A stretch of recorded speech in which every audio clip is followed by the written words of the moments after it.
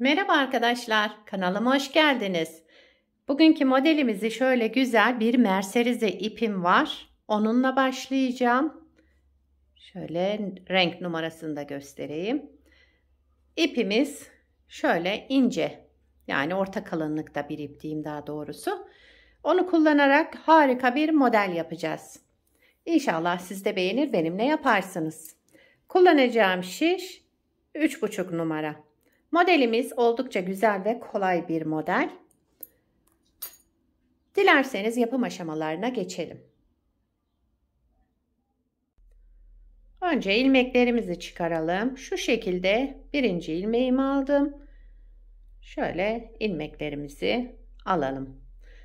Bu model için 3 ve 3'ün katları artı 2 ilmek eklememiz gerekiyor. Yapacağımız örgüye göre ilmek sayısını bu şekilde ayarlayacağız. 3, 6, 9, 12 diye devam edecek. En sonda 2 ilmek ekleyeceğiz.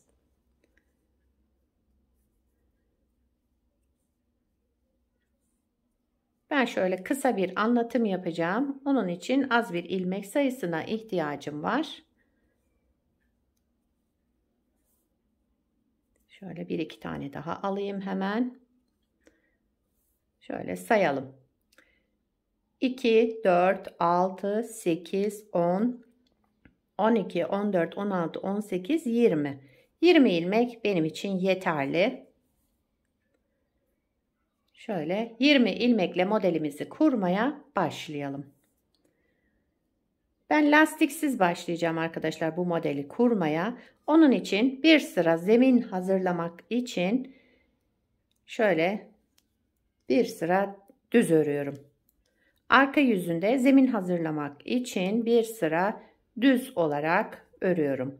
Siz istediğiniz lastiği kullanabilirsiniz. Bu model lastik de istemiyor.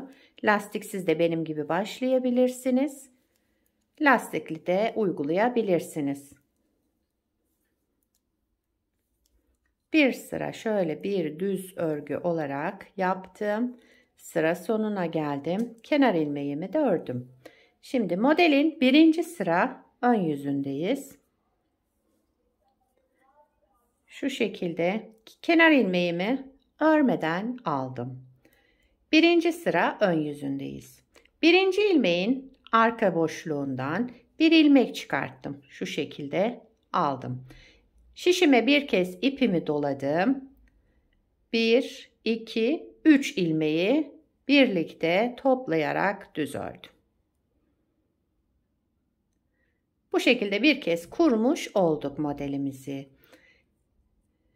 Sıradaki ilmeğin arka boşluğundan bakın bir arka boşluğundan bir ilmek çıkartarak aldım sağ şişimi. İpimi bir kez doladım. Daha sonra 1, 2, 3 ilmeği üçünü bir alarak düz ördüm ve yani kesmiş oldum. Ama 3 ilmekten 3 ilmek çıkarmış olduk bu şekilde. Sıradaki ilmeğin arka boşluğundan bir ilmek çıkarttım. Sağ şişime örmeden aldım. İpimi bir kez doladım. Daha sonra 1, 2, 3 ilmeği bir toplayarak kestim. Sıradaki ilmeğin arka boşluğundan bir ilmek çıkarttım. İpimi bir kez doladım daha sonra ve sıradaki 3 ilmeğimi de üçünü bir düz örerek kestim. Bir kez daha yapıyorum. Sıradaki ilmeğimin arka boşluğundan bir ilmek çıkarttım.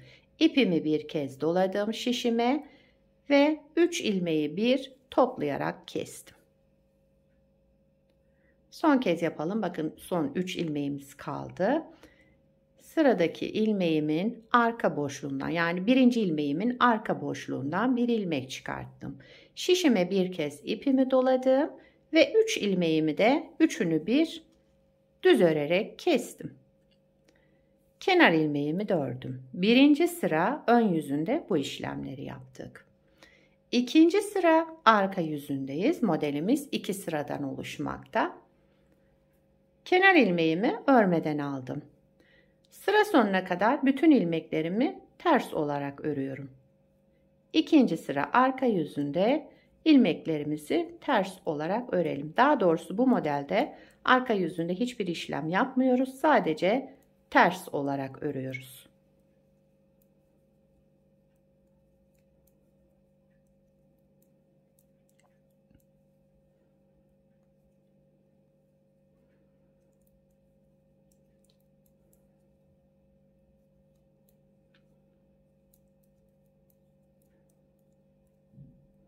Kenar ilmeğimi de ördüm. Arka yüzünde bütün ilmeklerimi ters olarak ördüm. İsterseniz bir kez daha kuralım. Tabi model ilerledikçe birkaç kez kurulduktan sonra model kendini gösterecek. Bu şekilde pek bir şey anlaşılmıyor.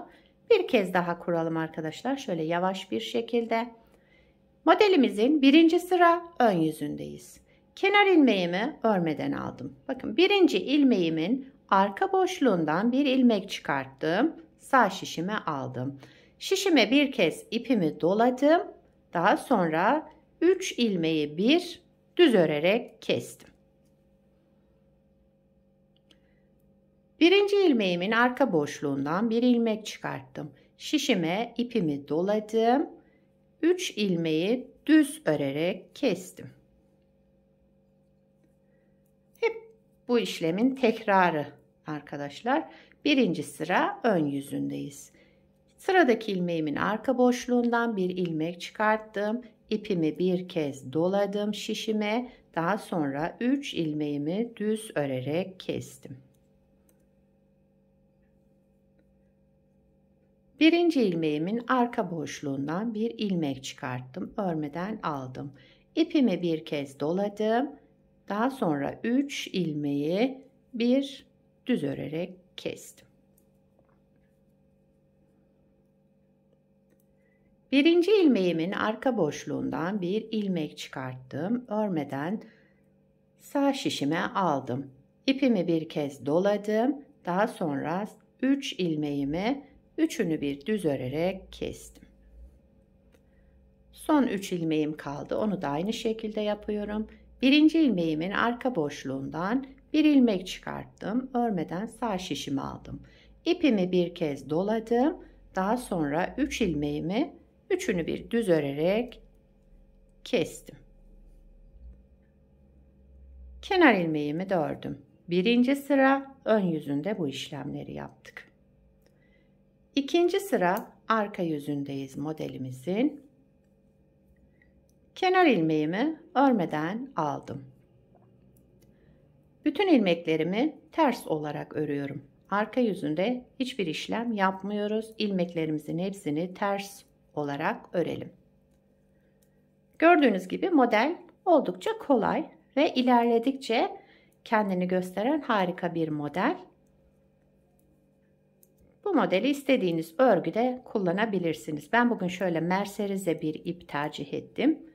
Sizler de nelerde yapacaksanız ona göre ipinizi tercih edebilirsiniz.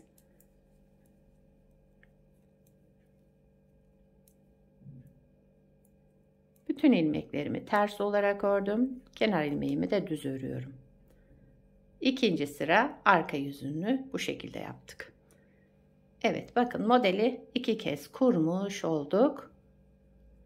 Şöyle ilerleyecek bir model.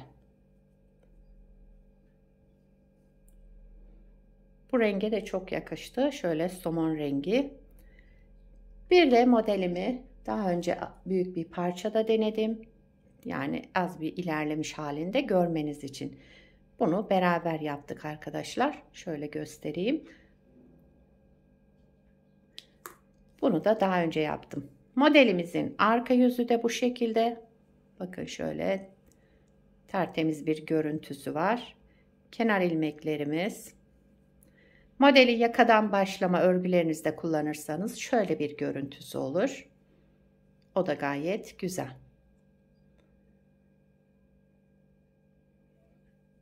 Evet. Bu ipe de çok yakıştı. Modelimiz şöyle yumuşacık, güzel bir dokusu var. İpimiz parlak, Kışlık örgülerinizde daha yünlü ipler tercih ederseniz, yazlıklarda da böyle merserize, koton çok güzel uyum sağlayacak bir model. Evet, bugünkü modelimiz böyleydi.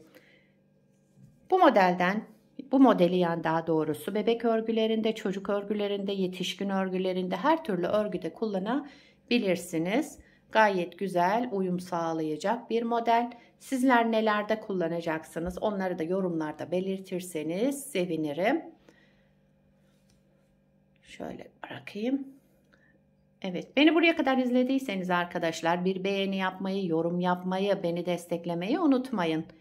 Yapacak olanlara kolay gelsin. Bir sonraki videoda görüşmek üzere. Hoşça kalın.